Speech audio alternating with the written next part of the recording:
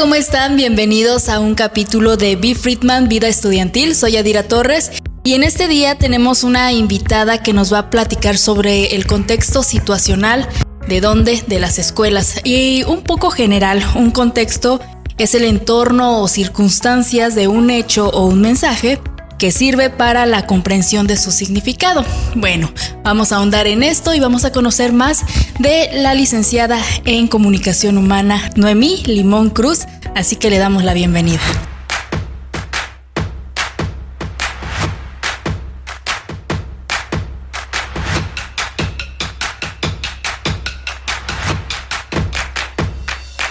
Muchas gracias a este podcast de Be Friedman, Vida Estudiantil.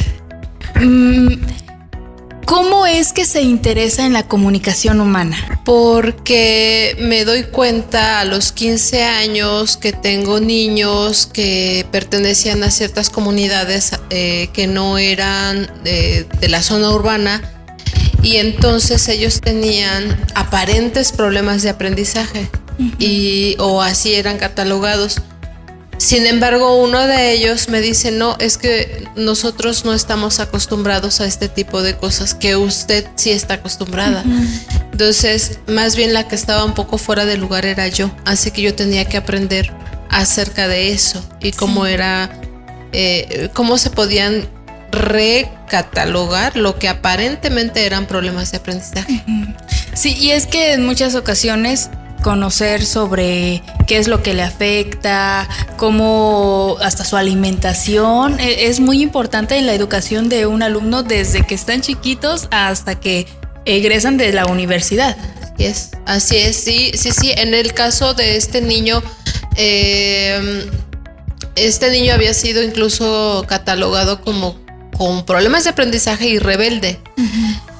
Y efectivamente yo veía que era muy distraído hasta que yo le decía, pero ¿por qué no puedes estarte quieto en un solo lugar? Y él decía, bueno, es que nosotros en nuestra casa no tenemos como ese tipo de límites. ¿Por qué no?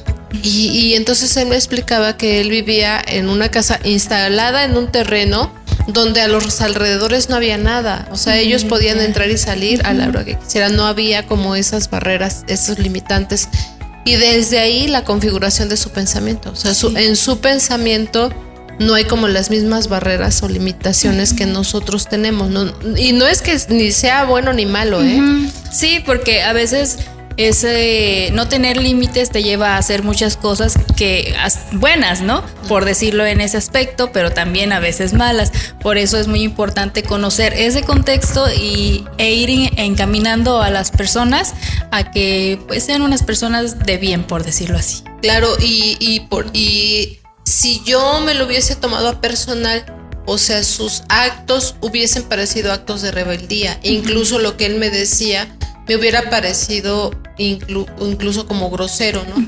Pero si yo entiendo el contexto situacional de donde él viene y de incluso de los demás niños con los que yo tuve contacto, entonces yo interpreto el mensaje que me quieren transmitir, pero a partir de lo que ellos querían expresar, y no necesariamente me quedo como con el discurso de ya se tardó mucho la clase. Sí, es como qué enseñar y cómo lo voy a enseñar. Esta es la parte más importante porque, por ejemplo, si estamos en una zona rural y quiere enseñar computación, los chicos a veces no tienen acceso a este tipo de tecnología y bueno, a veces ni hasta luz, ¿no? Entonces también es muy importante cómo adaptar ese sistema para que ellos puedan aprenderlo y si llegan a salir de esa zona, poder implementarlo y no llegar con la mente en blanco a una materia que los va a reprobar en esa ocasión, porque pues no saben ni cómo prender una computadora, ¿no?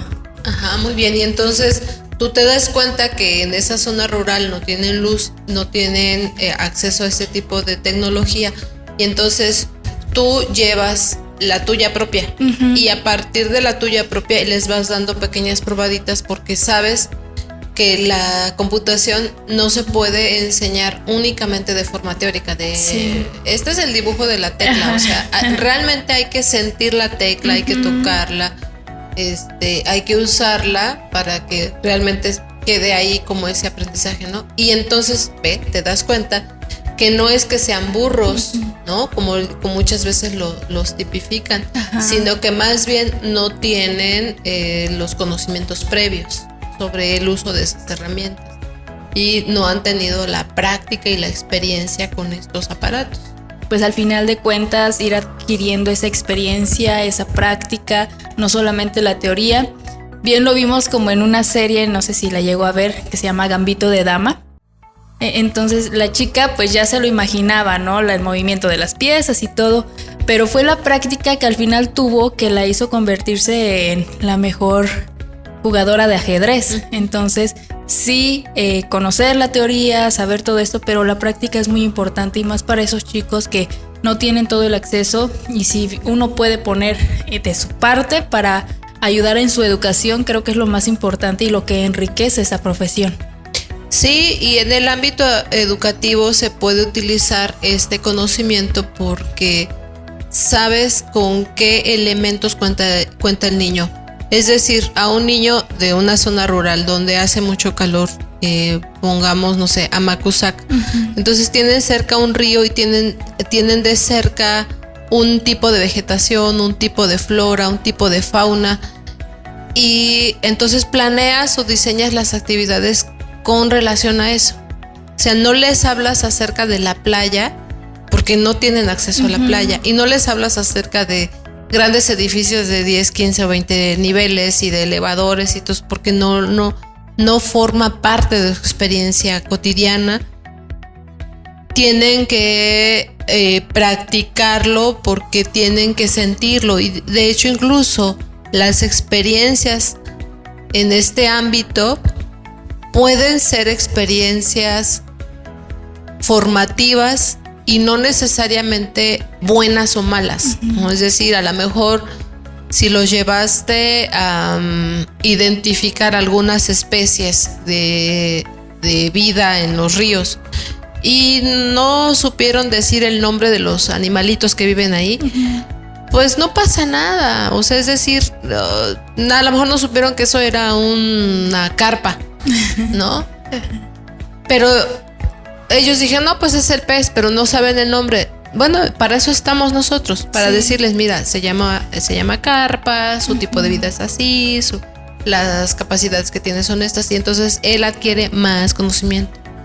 Sí, poner esa parte del conocimiento, y creo que ya depende de ellos si les interesa o no, porque al final uno quisiera como enseñarle lo que aprendió, lo que quiere, ¿no? Al final se ve reflejado un poco en ellos, pero si al final les gusta otra cosa, y está bien, no necesariamente tienen que aprenderse lo que uno les dice porque están interesados en otra cosa.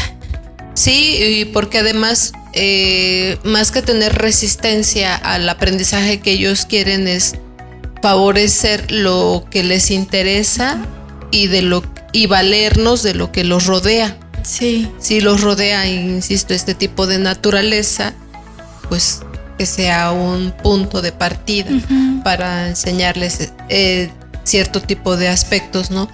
Que se puede aprovechar todo, ¿no? Es decir, podemos dar clases de matemáticas, español, formación cívica y ética, ecología, el cuidado del medio ambiente, vida saludable.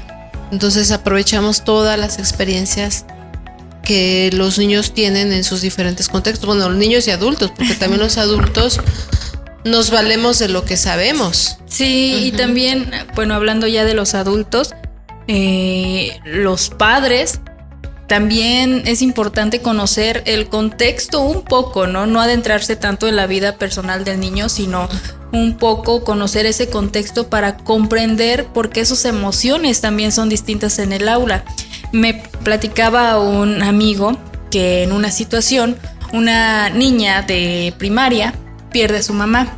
Entonces había un festival y su mamá había comprado, era como una tómbola en donde sacan el boleto y ya les asignan un regalo. La mamá compra un regalo que es este juguete didáctico en donde pueden amarrar agujeta, pueden pegar botones. Ya. Entonces la niña lo ve y se obsesiona por eso porque acababa de perder a su mamá, ¿no? Entonces empieza a jugar y a jugar y a jugar hasta querer sacarse el juguete. Entonces lo ven otros profesores y le dicen a la persona que era un psicólogo, dice, oye, el boleto que saque, dale el regalo, porque pues la niña está viviendo como esa parte, ¿no? Claro. Y le dice, no, porque tiene que vivir su duelo, y siendo un psicólogo y que tenía que entender la situación, y de una niña, ¿no? Sí. Entonces, ya fueron, hablaron y todo, y que no. El punto es que otro niño llega y se lo saca. Se lleva el niño. Ay. Y la niña pues se pone a llorar y todo, claro, porque era como la única parte, la última parte que tenía de su mamá, claro, ¿no? Por supuesto.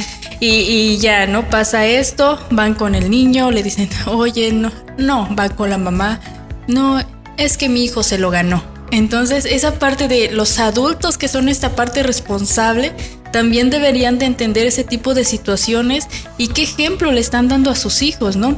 Al final, otra de las profesoras lo que hizo fue hacerle un cheque, aquí tiene el dinero, cómprese el juguete que quiera, pero pues a la niña la protegió en ese aspecto, ¿no? Y como le comento, los adultos debemos ser esta parte consciente, esta parte razonable, que haga entender también a los niños. Sí, no, de hecho, haber aprovechado esta experiencia como parte de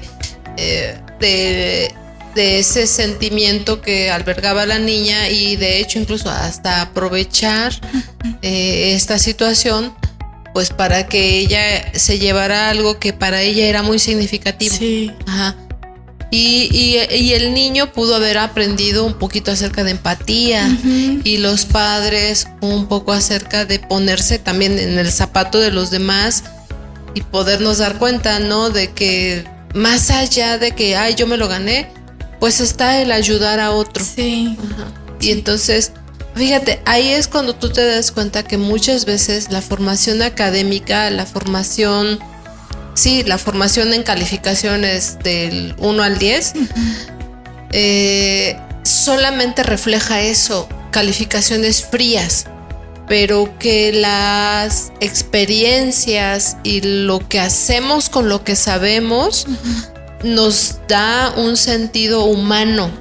Ajá, nos puede decir que si actuamos o no con bondad en esta experiencia, ¿no? Este tipo de experiencias, como ya lo decía, generan empatía con los demás, ayudan al prójimo, los hijos van aprendiendo y al final de cuentas eso, en el aula, saber ese tipo de contextos hacen que conozcamos más a los niños, los adolescentes. ¿Para qué? Para comprender un poco, porque a veces te da la ocasión de que hay un alumno que se está durmiendo, por ejemplo, si está en sabatino, ¿no? Que se está durmiendo, pero que ve que le echa ganas y que trata porque trabaja, porque tiene que aportar en su casa. Entonces no vas a ser como muy estricto, sino comprender un poco toda esa situación, ¿no? Para poder ayudarlo y también que ponga de su parte, ¿no? Sí, así es. Es darnos cuenta que no podemos utilizar el mismo rasero para todos los estudiantes. O sea, uno como maestro sí tiene medidas, ¿no? De, el trabajo tanto, en la participación tanto, etcétera. Y uno que más quisiera, pues otorgarles a todos una calificación positiva, ¿no? Pero están estas situaciones. Entonces, cuando llegaba a pasar ese tipo de situaciones, los estudiantes podían decirme, pero ¿por qué este alumno que no ha entregado, que se duerme en clase, etcétera? Y les decía, justo por eso, porque él tiene una situación personal que le está impidiendo ahorita. Sí. Pero quizá en estado natural, si él no tuviera una circunstancia como esta por la que está pasando, él demuestra que él es capaz de hacer las cosas bien, ¿no? Sí. Ya si observamos un patrón constante de ciertas conductas, pues también nos damos cuenta que ya se convirtió en un patrón y que no necesariamente se debe a las cosas por las que está pasando, ¿no? Y el otro punto es que fíjate que no sé, a veces pensamos que todo es como que del maestro hacia los estudiantes, pero muchas veces también los estudiantes tendrían que tener en cuenta el contexto situacional de los docentes. Es decir, y creo que varios alumnos de manera inteligente se dan cuenta y dicen, este profe se ve como más estresado, como más preocupado, como que siempre anda con más prisa. Y esta profesora pues es más así como más amigable, como que sí, uno los va viendo, entonces uno va sabiendo cómo actuar frente a cierto profesor, ¿no? Cómo hacerlo también y también ser empáticos los estudiantes con el profesor, ¿no? Claro, sí, entender también que pues al final de cuentas somos humanos, tenemos emociones, hay situaciones que se van a salir de nuestras manos y creo que la comprensión de todo el contexto es lo que, como el tema principal de esto, ¿no?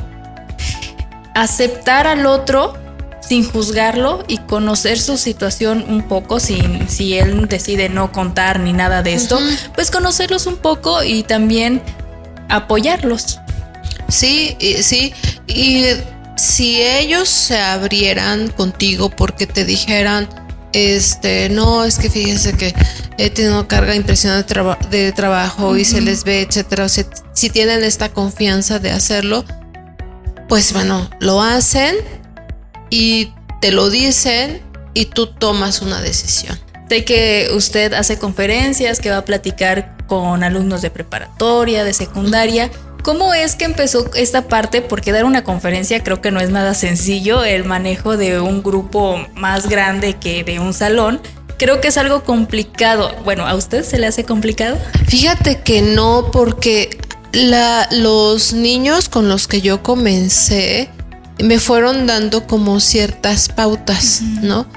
Entonces entendí que varios temas no necesariamente estaban dentro de la capacidad de ellos, sino que tenía que hablar con sus papás. Y prepararme para platicar con los papás, pues me hizo que le perdiera como un poco el temor a hablar con los adultos y además a expresarles cosas con relación a mejorar los hábitos o a mejorar las relaciones afectivas o a cambiar y darles un poquito más de desahogo a los niños, porque a veces los tenían demasiado preocupados por temas que los niños no tendrían que estarse preocupando. O sea, los niños no tendrían que preocuparse por si hay comida, por si los papás se pelearon, etcétera, ¿no? Entonces, el tener que preparar esos materiales para acercarme a los papás para que los niños tuvieran mejores resultados, me hizo ir como perdiendo ese miedo. ¿Y alguna vez le ha tocado un grupo que sea difícil de controlar, que estén hablando, que estén haciendo mucho ruido, que no le permita dar su charla? Sí, hubo una ocasión, pero nuevamente era entendible porque yo estuve en todo el evento y eran estudiantes de secundaria y ya llevaban 4 charlas al hilo. Entonces ya estaban muy cansados. Sí. Eso era uno. Y lo otro era que las charlas previas a la que yo les comenté habían sido largas, tediosas y sin material. Ajá. Entonces sí estaban distraídos. Ahí lo que yo digo es con que llegues a 3 o 4 o con que tú transmitas el mensaje que quieres transmitir. Así sí los ves un poquito por allá y eran demasiados adolescentes, porque si fueran menos, pues como que haces cosas para llamar su atención. Okay. Esa fue la más difícil. Ok, bueno, pues agradecerle que haya estado aquí en el podcast Be Friedman, Vida Estudiantil. Esperamos tenerla también más adelante, hablando de otra cosa, de lo que a usted le guste. Muy bien, muchísimas gracias a ti por la invitación. Hoy platicamos sobre el contexto situacional, la licenciada en Comunicación Humana, Noemí Limón Cruz. Agradecemos que estés escuchando este podcast Be Friedman, Vida Estudiantil, el podcast de Instituto M. Friedman, Universidad y Preparatoria. Me despido, soy Yadira Torres.